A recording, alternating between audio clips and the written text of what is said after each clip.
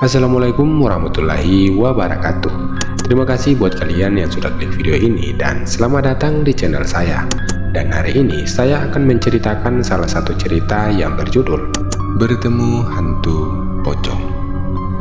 Cerita horor kali ini menceritakan tentang seorang wanita yang bernama Ani yang tewas karena bertemu dengan sosok pocong.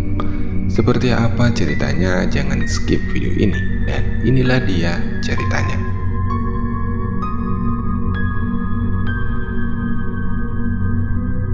Ani adalah seorang mahasiswa yang tinggal di sebuah kota terpencil di salah satu kos-kosan tua yang ada di kota tersebut.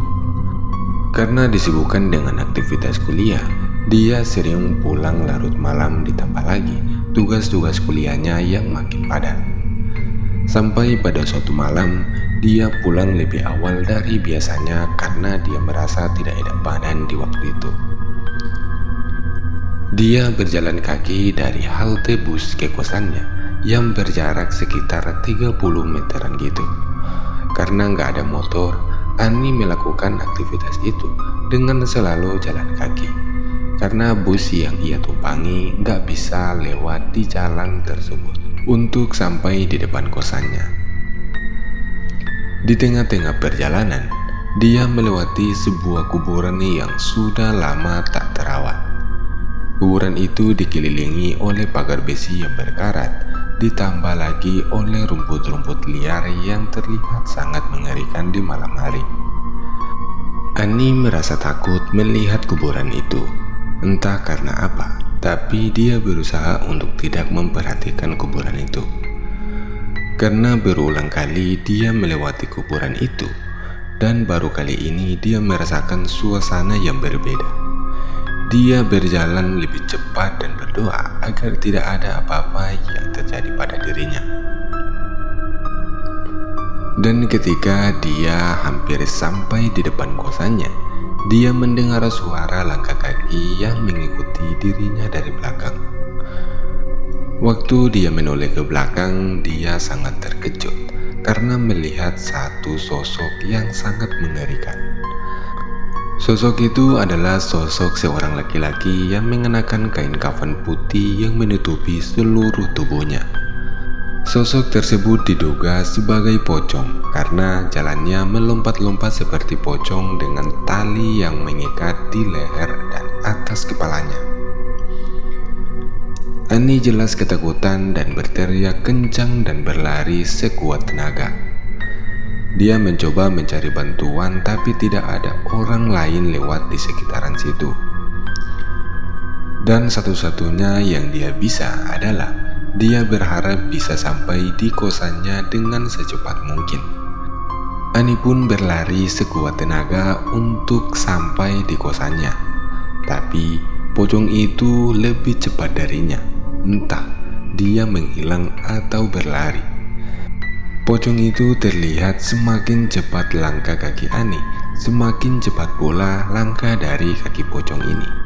Ani yang merasa nafasnya mulai habis dan kakinya mulai lemas akhirnya terjatuh dan gak bisa bangkit untuk berlari kembali. Tapi untungnya saat Ani kehabisan nafas dan terjatuh, sudah sampai di depan pintu kos-kosannya. Dia pun mulai mencari kunci yang ia sembunyikan di dalam tasnya dan memeriksanya dengan panik. Tapi dia tidak bisa menemukan kunci tersebut karena kunci itu, saking takut dan tremornya, kunci tersebut jatuh entah kemana. Dan waktu dia mengetuk pintu dengan keras berharap ada orang di dalam yang bisa membukakan pintu untuknya, malah tidak ada satupun orang yang datang untuk membukakan pintu untuknya. Dia pun mulai putus asa dan menangis sejadi-jadinya. Tapi pocong itu semakin mendekati dirinya dan semakin kerasa. Ani bisa melihat wajahnya yang pucat dan penuh dengan darah. Ketika sampai di hadapan Ani, sosok itu langsung menarik Ani dan membantingnya seketika. Ani yang masih setengah sadar meminta pertolongan untuk kesekian kalinya dan berharap ada yang membukakan pintu untuk dirinya. Tapi naas, gak ada satupun orang yang mau membukakan pintu untuk dirinya. Sampai keesokan harinya, Ani ditemukan tewas di salah satu kuburan tua yang biasa dia lewati.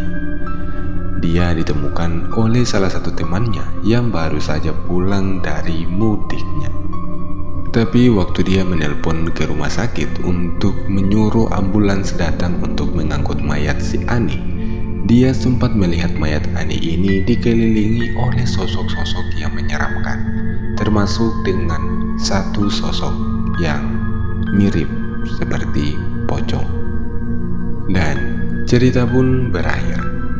Cerita ini saya dapat dari teman saya yang baru saja menceritakan hal tersebut kepada saya. Dan sampai di sini dulu videonya, dan terima kasih buat kamu yang sudah nonton video ini sampai habis. Dan mohon maaf jika ada salah kata atau salah pengucapan. Sampai jumpa di video selanjutnya. Assalamualaikum warahmatullahi wabarakatuh.